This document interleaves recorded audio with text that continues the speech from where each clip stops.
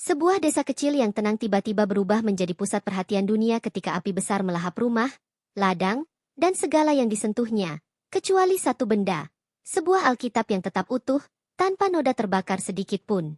Kabar ini menyebar cepat, membawa wartawan, ilmuwan, pemimpin agama, dan ribuan orang yang penasaran. Misteri itu memecah keyakinan, menyalakan pertengkaran, memunculkan doa, dan ketakutan yang tak berwujud.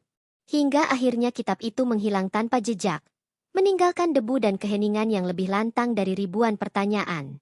Sebuah kisah yang bukan hanya tentang benda yang selamat dari api, tetapi tentang hati manusia yang terbakar oleh kebenaran yang lebih besar dari dunia ini. Di tengah malam yang seharusnya tenang, suara teriakan memecah kesunyian desa. Langit yang biasanya gelap hanya dihiasi bintang, kini memerah oleh cahaya api yang menjulang dari sebuah rumah di ujung perkampungan. Warga yang terlelap berlarian keluar, beberapa masih mengenakan pakaian tidur, membawa ember dan selang seadanya, mencoba melawan si jago merah yang tak kenal ampun. Asap tebal menutup pandangan, mengaburkan batas antara langit dan bumi, membuat napas sesak dan mata perih. Suasana berubah dari damai menjadi kekacauan, jeritan bercampur instruksi, langkah tergesa berpadu dengan suara kayu yang patah terbakar. Rumah yang dilahap api bukan sembarang rumah. Itu milik keluarga yang selama ini dikenal baik, ramah, dan selalu membantu siapapun yang membutuhkan. Mereka adalah keluarga Kristen satu-satunya di desa kecil yang mayoritas memeluk keyakinan berbeda. Api tak mengenal batas kasih dan kebaikan. Setiap inci rumah dilumat tanpa ampun, seolah kemarahan alam sendiri turun malam itu. Barang-barang yang selama ini menyimpan kenangan tak berharga secara materi, namun bernilai emosional, hangus tak tersisa, larut bersama abu yang diterbangkan angin malam. Di antara kepanikan itu, salah satu anggota keluarga merau menyebut sebuah benda yang paling ia sayangi, Alkitab tua warisan ayahnya. Ia tahu Alkitab itu berada di rak ruang tamu yang kini sudah menjadi bara merah menyala. Tangisnya menembus hiruk pikuk malam, membuat beberapa warga berhenti sejenak, menyadari bahwa di balik kobaran api ini ada sesuatu yang jauh lebih dalam dari sekadar kehilangan harta. Rasa tak berdaya semakin menyelimuti semua yang menyaksikan. Mereka hanya bisa menatap dari kejauhan, takut masuk lebih dekat karena panas tak tertahankan. Pemadam kebakaran yang dipanggil akhirnya tiba, tetapi terlambat. Api sudah memakan hampir seluruh bagian rumah, menyisakan kerangka arang dan bara yang terus mengeluarkan asap. Siraman air hanya memastikan api benar-benar padam, bukan menyelamatkan apapun yang tersisa. Warga berdiri mengelilingi puing, wajah-wajah muram, mata yang berkaca-kaca, beberapa berdoa dalam diam, beberapa hanya terpaku, seperti tak percaya bahwa dalam hitungan jam, satu kehidupan bisa berubah menjadi abu. Malam itu, bisik-bisik aneh mulai terdengar. Beberapa orang menyebutnya pertanda buruk, yang lain menyebutnya cobaan. Ada pula yang diam saja, hanya merasakan keganjilan di balik tragedi itu, perasaan bahwa sesuatu yang besar baru saja dimulai. Angin malam yang membawa bau arang dan kayu gosong terasa lebih dingin dari biasanya, menusuk hingga ke tulang, membuat banyak yang tak bisa tidur. Jalan desa yang biasanya sunyi kini tak pernah benar-benar hening.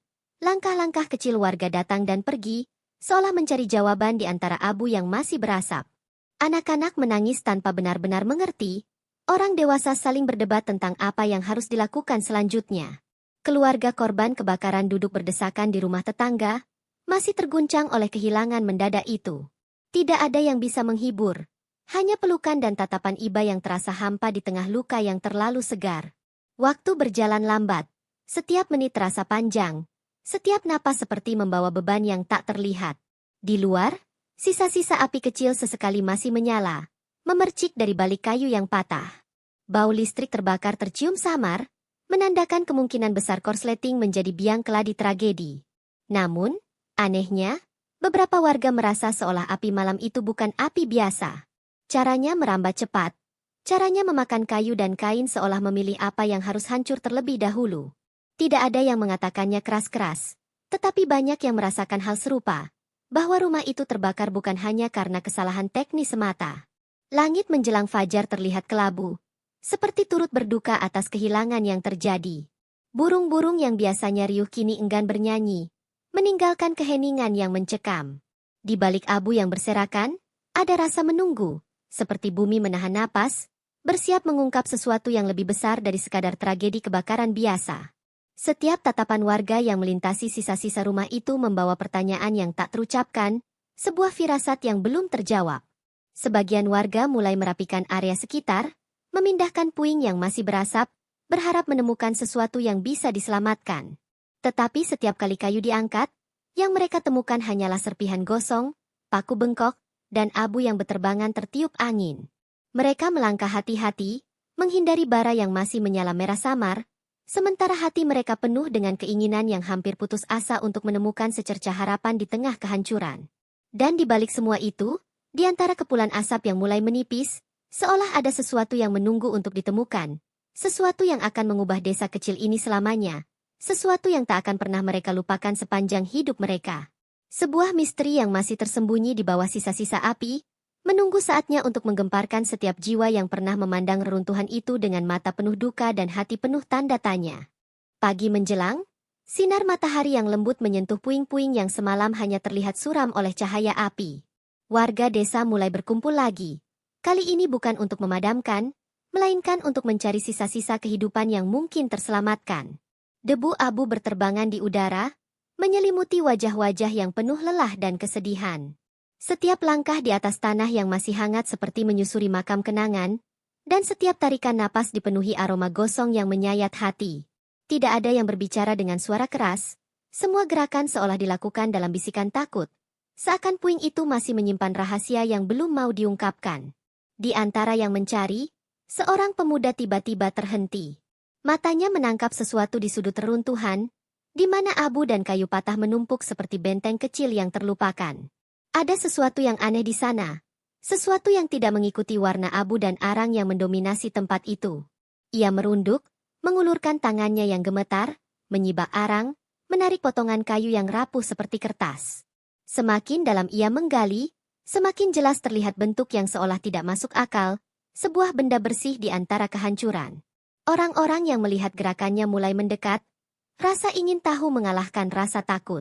Bisik-bisik kecil terdengar, kaki-kaki berderit di atas kayu yang hancur, napas tertahan serempak, menunggu apa yang mungkin keluar dari balik abu itu. Pemuda itu menarik napas panjang, dan ketika ia mengangkat benda itu sepenuhnya ke permukaan, semua suara menghilang. Yang ada hanya diam, sebuah keheningan pekat yang lebih bising dari teriakan, sebuah hening yang membawa bulu kuduk merinding tanpa sebab yang bisa dijelaskan. Di tangannya, berdiri kokoh sebuah kitab tebal, utuh, tanpa gores, tanpa bekas terbakar sedikit pun. Debu abu hanya menempel di permukaannya seperti penghias yang tak sengaja hinggap, namun kertas, sampul, dan bahkan huruf-huruf di dalamnya tetap rapi seolah baru saja dikeluarkan dari rak bersih. Alkitab itu, kitab yang semalam diyakini hangus bersama semua kenangan rumah itu, kini ada di depan mata semua orang, tak tersentuh oleh api yang melahap segalanya. Beberapa orang menutup mulut, menahan seruan yang hampir lolos, yang lain mundur beberapa langkah seolah takut mendekati benda yang melawan hukum alam itu. Mata saling bertukar pandang, mencari penjelasan satu sama lain. Namun yang mereka temukan hanyalah pantulan ketakutan dan kekaguman. Seorang wanita tua mulai menangis, suaranya pelan tapi dalam, seperti meratap pada sesuatu yang jauh lebih besar dari tragedi kebakaran itu sendiri.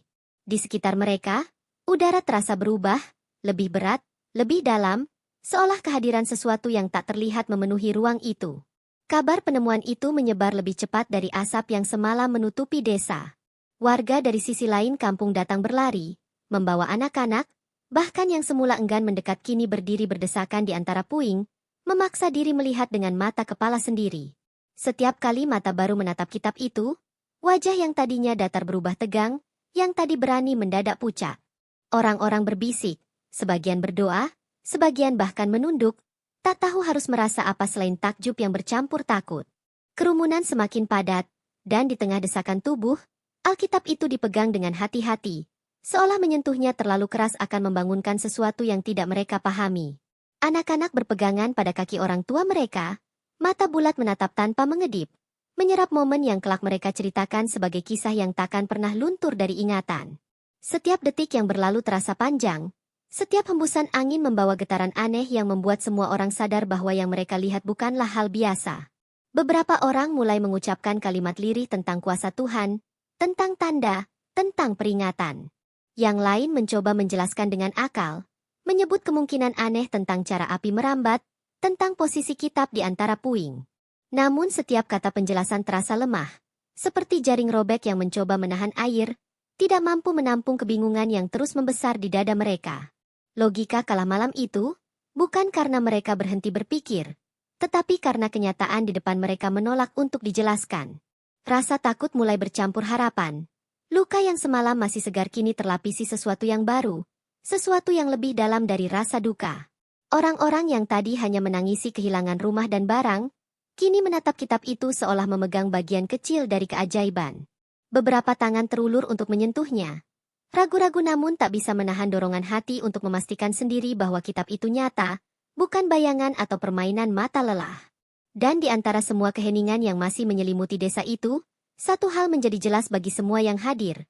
Malam kebakaran itu bukan akhir dari cerita, melainkan awal dari sesuatu yang jauh lebih besar. Sesuatu yang akan mengguncang iman, meruntuhkan keyakinan lama, membangunkan hati yang tertidur, dan menyalakan percikan perubahan yang tak seorang pun bisa hentikan. Sebuah keajaiban, atau sebuah peringatan, mereka belum tahu, yang pasti, desa itu takkan pernah sama lagi. Kerumunan yang semula hanya dipenuhi bisik-bisik kini mulai berubah menjadi gelombang suara yang berdebat satu sama lain, suara yang saling bertubrukan seperti ombak liar di tengah badai. Ada yang mengangkat tangan ke langit, menangis, memuji kuasa Tuhan yang diyakini baru saja mereka saksikan dengan mata kepala sendiri. Ada pula yang mendengus, meragukan, menyebutnya kebetulan langka yang dibesar-besarkan oleh emosi di tengah tragedi. Wajah-wajah yang semalam hanya menyatu dalam kesedihan kini terbelah oleh keyakinan yang bertolak belakang, seolah satu kitab utuh yang selamat dari api mampu mengguncang fondasi kepercayaan seluruh desa dalam semalam.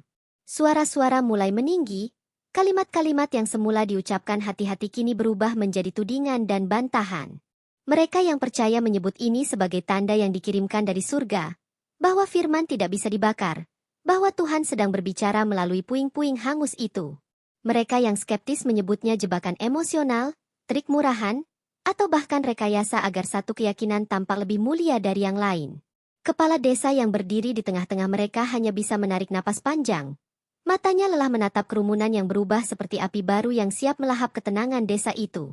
Ketegangan semakin terasa ketika para pemuka agama dari berbagai keyakinan tiba, dipanggil oleh berita yang menyebar cepat seperti angin membawa bara ke seluruh penjuru. Mereka berdiri mengelilingi Alkitab itu, diam cukup lama, mata mereka mengamati setiap halaman, setiap ujung kertas, setiap helai yang seharusnya menjadi abu. Tidak satu pun dari mereka mampu mengeluarkan kata pertama. Hening panjang yang menggantung seperti pisau di udara lebih mencekam daripada jeritan api semalam. Ketika akhirnya salah satu di antara mereka berbicara, suaranya gemetar, lirih, "Ini tidak wajar." Ucapan itu menjadi bahan bakar baru bagi yang percaya. Sorak kecil dan gumaman pujian mulai terdengar di sudut-sudut kerumunan. Namun, sebaliknya, bagi mereka yang menolak percaya, ucapan itu justru memperkuat kecurigaan bahwa ada yang sengaja mengatur semuanya. Bisa saja kitab itu disembunyikan lebih dulu. Seru seseorang dengan nada tajam, menimbulkan desis tak suka dari pihak yang lain. Seketika, suasana berubah panas, bukan oleh api, melainkan oleh hati yang terbakar oleh keyakinan masing-masing. Beberapa warga yang masih terhanyut oleh rasa takut memandang sekeliling, seolah menanti bencana lain turun dari langit. Mereka berdesak-desakan mencari tempat aman, bukan karena ada ancaman nyata, tetapi karena suasana mulai membuat dada sesak, pikiran kalut, iman yang semula tenang kini diaduk hingga bergejolak seperti laut diterjang badai. Di mata mereka, kitab yang selamat itu bukan hanya buku, tetapi pemisah tipis antara dunia nyata dan sesuatu yang tidak mampu mereka pahami sepenuhnya. Di tengah semua itu, keluarga pemilik rumah berdiri kaku, mata mereka bengkak oleh tangis yang belum juga kering, hati mereka compang-camping oleh kehilangan. Kini, di hadapan mereka, rumah yang hangus dan kitab yang selamat menjadi pusat perhatian satu desa, mengangkat nama mereka ke puncak perdebatan yang tak mereka inginkan. Mereka hanya ingin pulang, tapi pulang tak ada lagi. Dan kini bahkan untuk berduka pun mereka harus melewati tatapan, pertanyaan, dan kecurigaan dari orang-orang yang kemarin masih memeluk mereka dalam simpati. Malam mulai merayap lagi, tetapi desa itu jauh dari tidur. Balai desa penuh, orang-orang berdatangan, menuntut jawaban, memohon kejelasan, menuntut penjelasan, atau sekadar ingin berada di tempat di mana sejarah sedang terjadi. Lampu-lampu minyak menggantung rendah, bayangan orang-orang menari di dinding, suara-suara naik turun, bergemuruh seperti badai tak berujung di ruang sempit itu. Setiap kalimat yang keluar membawa percikan emosi baru, memecah kesatuan yang sebelumnya begitu kokoh, seperti retakan halus yang pelan-pelan melebar di batu tua. Ketegangan mulai menggerogoti kedamaian yang selama ini dijaga bersama. Orang-orang yang dulu saling mengunjungi kini berdebat tentang keajaiban dan kebetulan, tentang kuasa Tuhan dan permainan manusia, tentang iman dan tipu daya. Mereka tidak lagi membicarakan rumah yang terbakar, tetapi membicarakan apa artinya kitab yang selamat itu bagi hidup mereka, bagi iman mereka, bagi masa depan desa yang tiba-tiba dihadapkan pada sesuatu yang lebih besar dari sekadar kehilangan materi. Di luar balai desa, angin malam membawa dingin yang menusuk, seolah langit pun ikut menahan napas, menyaksikan sebuah komunitas kecil bergetar di bawah beban tanda yang tak terjelaskan. Bintang-bintang tampak redup, bulan tertutup awan, dan desa itu seperti berdiri di antara dua dunia. Satu yang mereka kenal dengan segala logika dan kesehariannya, satu lagi yang kini merayap perlahan, membawa misteri yang mengancam untuk mengubah segalanya tanpa ampun. Dan di sanalah, di tengah ketidakpastian, di tengah hati yang terbelah, di tengah suara yang saling mengalahkan, satu benda diam tak bersuara, sebuah kitab yang tetap utuh, menjadi pusat pusaran badai yang mengguncang satu desa, menantang mereka untuk memilih.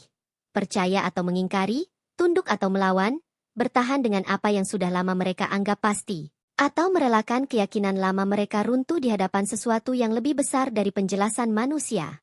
Keluarga yang rumahnya dilalap api kini bukan hanya menjadi korban kebakaran, melainkan pusat kecurigaan yang tak pernah mereka bayangkan sebelumnya. Bisikan-bisikan mulai berubah menjadi tudingan, mata-mata yang kemarin berkaca-kaca dalam simpati kini menatap dengan ragu dan sinis. Beberapa warga berani berbicara lantang, menuduh bahwa kebakaran itu sengaja diatur agar kitab mereka tampak ajaib, seolah keluarga itu tega mengorbankan rumah dan harta demi membuktikan iman mereka di hadapan satu desa. Kata-kata itu menusuk lebih dalam daripada api yang membakar dinding, meninggalkan luka yang tidak bisa dipadamkan oleh waktu ataupun air mata. Ayah dalam keluarga itu berulang kali bersumpah, suara parau, matanya merah, bahwa tidak ada rekayasa, tidak ada tipu daya, tidak ada niat selain bertahan hidup di malam yang mengerikan itu. Istrinya menangis, bukan hanya karena kehilangan, tetapi karena dikhianati oleh tetangga yang selama ini mereka anggap saudara. Anak-anak mereka bersembunyi di sudut ruangan, takut keluar, takut mendengar lagi tuduhan yang mereka tidak mengerti, hanya merasakan kepedihan dari dunia yang tiba-tiba menjadi kejam dan asing. Seolah tragedi kebakaran belum cukup, kini mereka harus menghadapi kebakaran kedua, kebakaran di dalam hati yang disulut oleh ketidakpercayaan dan amarah buta. Luka lama yang selama ini terkubur pelan-pelan muncul ke permukaan. Orang-orang mulai mengungkit konflik kecil yang pernah terjadi bertahun-tahun silam. Gosip lama yang seharusnya mati bersama waktu kini bangkit seperti bara yang tertiup angin. Apa yang dulu dianggap selesai kini jadi bahan bakar baru. Setiap kata lama diulang seperti baru, setiap luka lama kembali terasa segar. Desa yang selama ini hidup dalam keseimbangan rapuh mendadak seperti papan kayu tua yang retaknya melebar, siap patah kapan saja. Di sudut lain desa, seorang pria tua yang dulu pernah mengalami kejadian serupa, atau setidaknya mengaku begitu, mulai menceritakan kisah lamanya. Suaranya bergetar saat ia berkata bahwa dulu, di zaman muda, ia pernah melihat kitab suci yang juga selamat dari api, hanya saja saat itu tak banyak orang percaya. Ceritanya memecah keheningan, sebagian mendengarkan dengan serius, sebagian mencibir, menyebutnya karangan orang tua yang haus perhatian. Namun kisah itu, benar atau tidak, menambah kabut tebal misteri yang sudah menggantung di atas desa, membuat batas antara kenyataan dan legenda semakin kabur. Pendeta desa mencoba meredam amarah, mengajak semua duduk bersama, mendoakan kedamaian, mencari jawaban bukan dengan teriakan, tetapi dengan hati yang tenang. Namun kata-katanya sering tenggelam di antara suara yang saling menantang, di antara ego yang sudah terbakar oleh kecurigaan dan rasa takut. Ia memandang wajah-wajah yang dulu ia kenal penuh senyum kini memerah, penuh urat tegang, dan ia tahu bahwa kebangunan iman tidak selalu datang dengan kelembutan. Terkadang ia datang seperti badai, mengguncang fondasi sampai hanya yang paling kokoh yang tetap berdiri. Malam demi malam desa itu semakin panas oleh pertengkaran, bukan oleh api yang bisa dipadamkan, melainkan oleh emosi yang makin sulit dikendalikan. Beberapa orang mulai berbicara tentang memusnahkan kitab itu, menghilangkan sumber perpecahan, berharap kedamaian kembali jika benda itu tak lagi ada. Tetapi bagi yang percaya, itu sama saja dengan menantang kuasa Tuhan, seperti menutup mata di hadapan tanda yang sudah jelas dikirimkan dari langit. Ancaman balas dendam dan pembalasan mulai terdengar, bisikan gelap yang membuat orang tidur dengan hati waspada, takut hal-hal buruk terjadi di bawah penutup malam. Keluarga korban, yang awalnya hanya ingin berduka dalam damai, kini harus mengunci pintu dengan gembok tambahan, takut rumah penampungan mereka diserang oleh orang-orang yang marah tanpa alasan jelas. Tangisan mereka sunyi, bukan lagi hanya kesedihan, tetapi ketakutan yang menggigil di tulang, ketakutan yang lahir dari mengetahui bahwa orang-orang yang dulu menolong kini mungkin jadi orang yang menyakiti.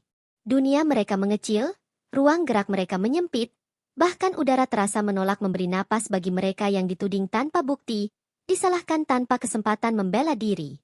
Di tengah semua keributan itu, ada yang mulai merasa bersalah, mulai melihat bahwa tuduhan yang dilempar hanya memperparah luka, bukan menyembuhkannya. Ada yang menangis diam-diam di rumah, menyesal telah mengucapkan kata-kata yang kini terasa terlalu kejam. Ada yang berlutut di kamar, berdoa, tidak tahu lagi kepada siapa harus percaya, hanya meminta agar semua ini berakhir, agar kedamaian kembali, agar misteri ini tidak menjadi lubang gelap yang menelan seluruh desa beserta kehangatan yang dulu pernah ada di antara mereka. Tapi malam yang sunyi tidak membawa jawaban, hanya membawa gema dari hari yang terus dipenuhi pertengkaran, curiga, dan perasaan yang belum selesai. Dan di suatu tempat, di antara dinding yang retak oleh panas kebakaran, kitab yang selamat itu tetap terbaring diam, tak memberi penjelasan, tak memberi jawaban, hanya menjadi saksi bisu dari bagaimana satu keajaiban mampu menyulut badai di dalam hati manusia, badai yang jauh lebih sulit dipadamkan daripada api yang membakar kayu dan batu.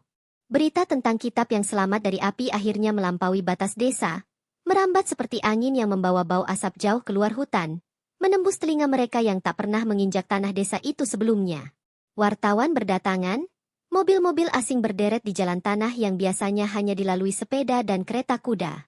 Kamera dan mikrofon menjadi senjata baru, bukan untuk melawan kebakaran, melainkan untuk memburu cerita yang dianggap terlalu mustahil untuk dipercaya tanpa gambar dan suara sebagai bukti. Setiap orang yang dulu hanya berbicara dalam bisikan kini diwawancarai, kata-kata mereka direkam, diulang, diinterpretasi ulang oleh orang-orang yang bahkan tak tahu di mana desa itu berada di peta. Pemerintah setempat merasa tekanan dari banyak pihak, mengirim petugas berseragam untuk memastikan situasi tetap terkendali. Mereka berdiri kaku di sudut jalan, mengawasi kerumunan yang tak lagi hanya berisi warga, tetapi juga orang-orang asing yang datang dengan rasa ingin tahu yang bercampur tahayul dan rasa takut yang tak mereka mengerti. Sorotan lampu kamera menyilaukan, kilatan flash kamera menyayat keheningan, membuat setiap detik terasa seperti panggung yang tak diminta, sebuah drama yang terus bergulir tanpa naskah dan tanpa jeda.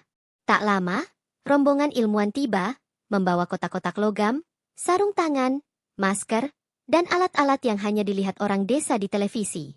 Mereka membungkus kitab itu dengan hati-hati, membawanya seperti membawa bahan peledak yang bisa meledak kapan saja, dan memasukkannya ke dalam wadah bening agar tidak disentuh sembarangan. Orang-orang yang percaya terdiam tegang, sebagian berdoa, takut keajaiban itu dirusak oleh tangan yang tidak menghormati sumbernya. Orang-orang yang ragu menunggu dengan napas tertahan, berharap satu hasil uji bisa meruntuhkan apa yang mereka anggap kebohongan besar yang memalukan. Hari-hari berikutnya dipenuhi pertanyaan yang dilemparkan dari banyak arah, dari para ilmuwan yang bertanya dengan tenang hingga wartawan yang mengejar sensasi.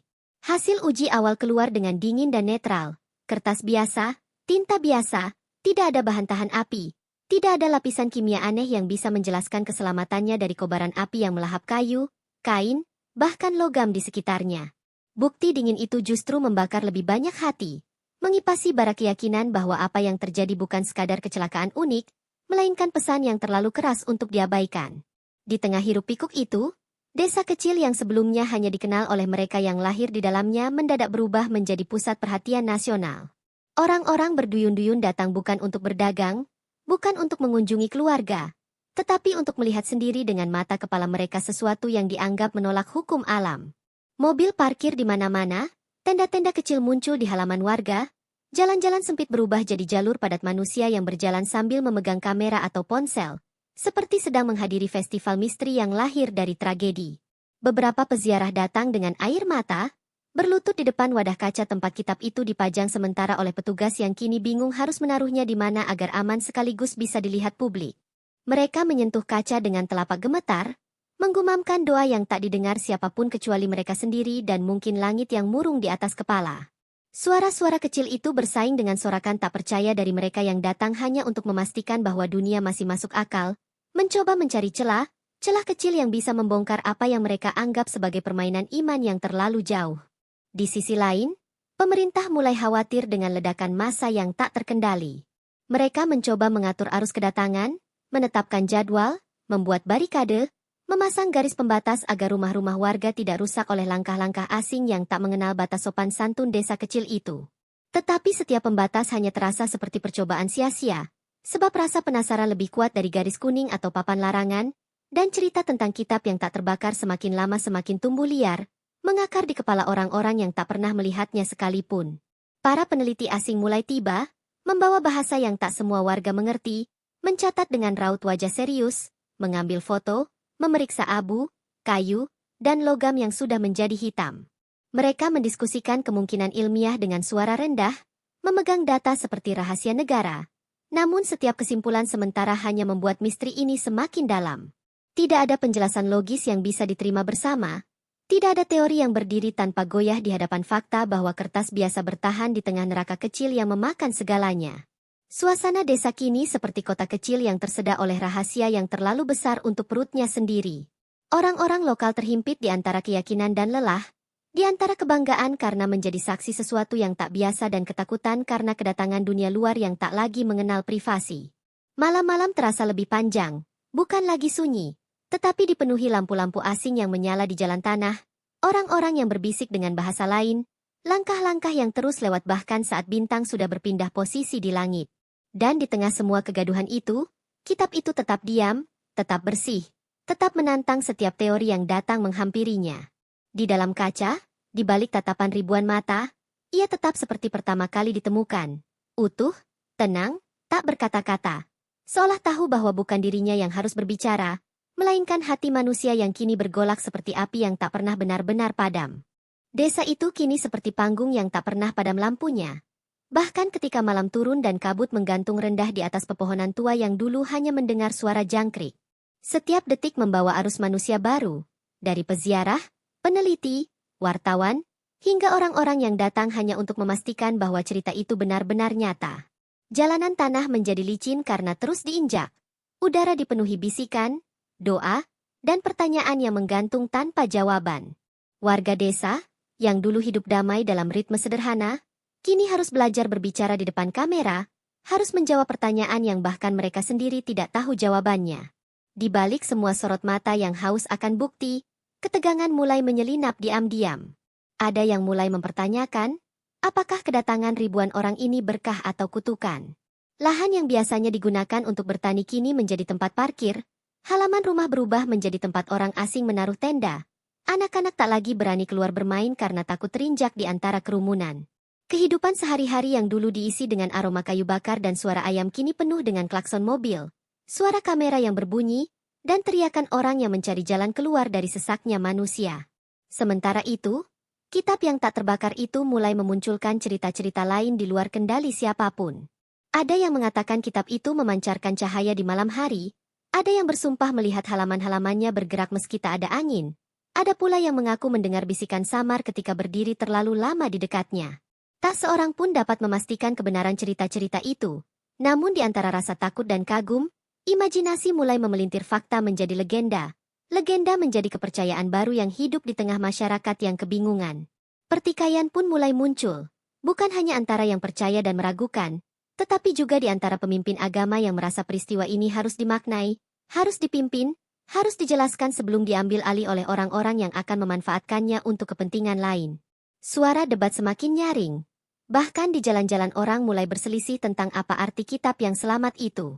Apakah ia peringatan, mukjizat, ujian, atau sekadar kejadian ganjil yang belum dijelaskan oleh ilmu pengetahuan?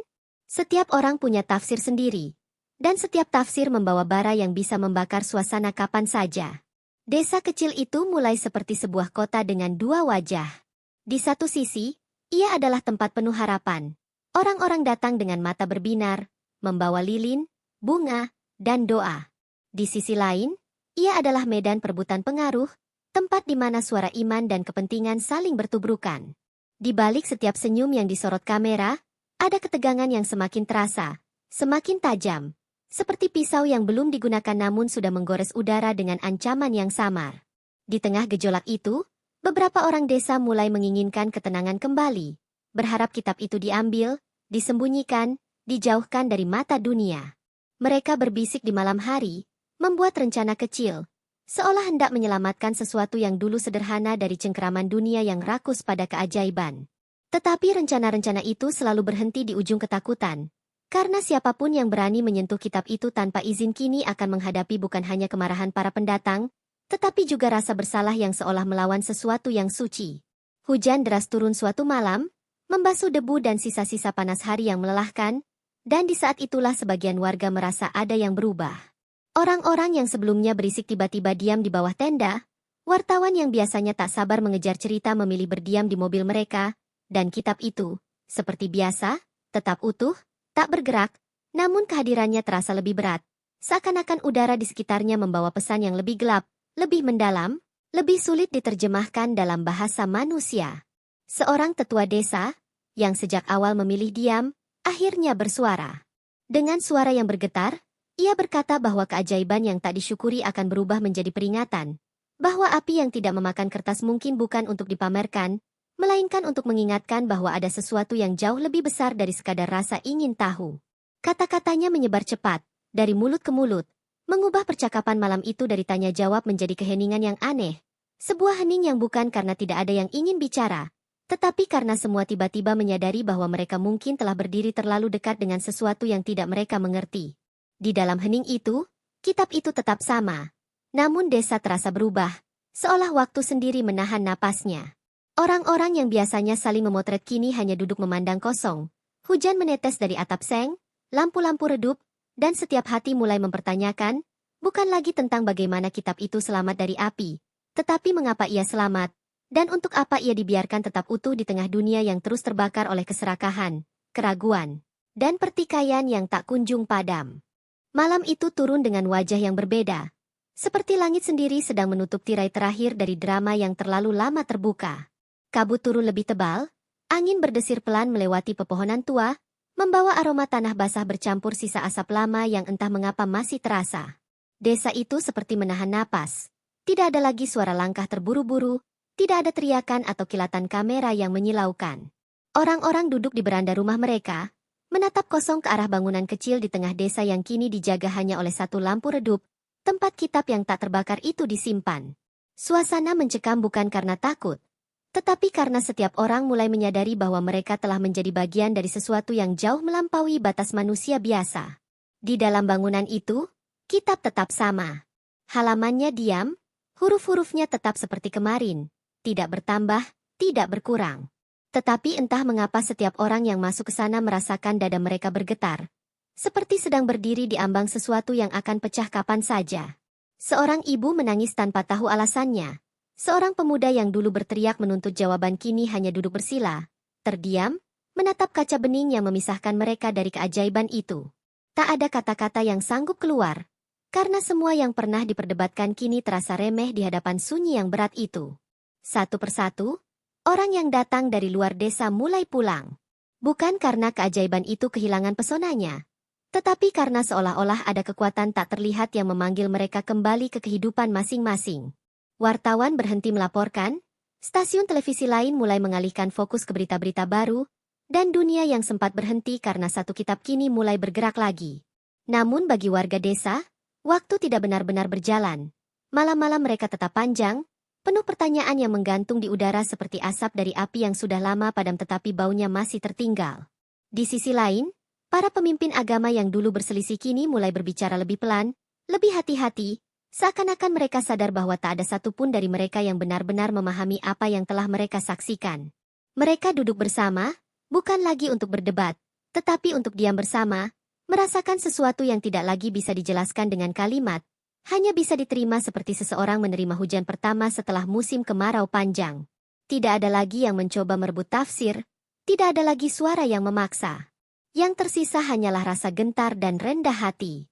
Beberapa warga desa, diam-diam, mulai bermimpi buruk. Mereka melihat api yang sama, tetapi kali ini bukan kayu dan rumah yang terbakar, melainkan wajah-wajah yang mereka kenal, desa yang mereka cintai. Mereka terbangun di tengah malam dengan tubuh berpeluh, merasakan dada mereka sesak. Seolah-olah kitab itu bukan hanya tanda, tetapi pesan yang belum terbaca, peringatan yang belum disampaikan. Mimpi-mimpi itu menyebar tanpa perlu diceritakan. Karena setiap orang yang mengalaminya tahu bahwa yang lain juga mengalaminya. Ada sesuatu yang mengikat mereka dalam ketakutan yang sunyi.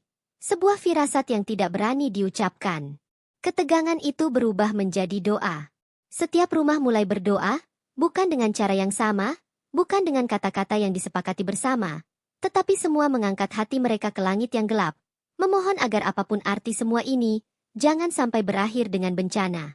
Suara doa merambat diam-diam, menyelinap keluar dari jendela, melayang di antara pohon dan jalan yang basah, hingga menyatu menjadi satu bisikan besar yang hanya didengar oleh langit. Malam-malam itu menjadi saksi bagaimana rasa takut dan iman dapat bercampur menjadi satu bentuk kepasrahan yang indah sekaligus menyayat. Ketika fajar akhirnya datang, langit seperti lebih jernih, angin lebih lembut, dan burung-burung yang sudah lama menghilang kembali terdengar. Orang-orang keluar dari rumah mereka dengan langkah ragu, seperti anak-anak yang takut menemukan dunia berubah dalam semalam. Mereka berjalan pelan ke arah bangunan kecil tempat kitab itu disimpan. Dan di sana mereka menemukan sesuatu yang membuat mereka membeku. Kitab itu tidak ada lagi. Wadah kaca masih utuh, tidak pecah, tidak terbuka, tidak rusak, tetapi di dalamnya kosong. Hanya menyisakan debu halus seperti abu putih yang sangat lembut. Suara tangis pecah, bukan karena kehilangan, tetapi karena kesadaran yang tiba-tiba menghantam dada mereka bersamaan. Bahwa kitab itu mungkin tidak pernah dimaksudkan untuk tinggal di dunia ini selamanya. Bahwa apa yang mereka lihat, mereka sentuh, mereka doakan, hanyalah bagian dari sesuatu yang jauh lebih besar. Sesuatu yang datang untuk mengingatkan, bukan untuk dipajang. Orang-orang saling berpelukan, tidak lagi mempertanyakan, tidak lagi mencari jawaban, hanya merasakan sesuatu yang dalam, yang menekan dada mereka dan membuat mata mereka basah tanpa tahu harus berkata apa. Langit yang tadinya tenang tiba-tiba diguncang suara petir tunggal, begitu keras hingga membuat tanah bergetar, dan dalam sekejap hujan turun. Bukan hujan deras, tetapi hujan ringan yang menenangkan, seperti tangan lembut yang menyapu wajah-wajah yang lelah. Orang-orang menengadah, dan untuk pertama kalinya sejak semua ini dimulai, mereka merasa damai. Tidak ada lagi keinginan untuk menjelaskan, tidak ada lagi rasa ingin memiliki keajaiban itu, hanya rasa syukur karena pernah menjadi saksi sesuatu yang melampaui dunia ini, sesuatu yang tidak terbakar oleh api, tetapi membakar hati manusia hingga mereka semua berubah selamanya.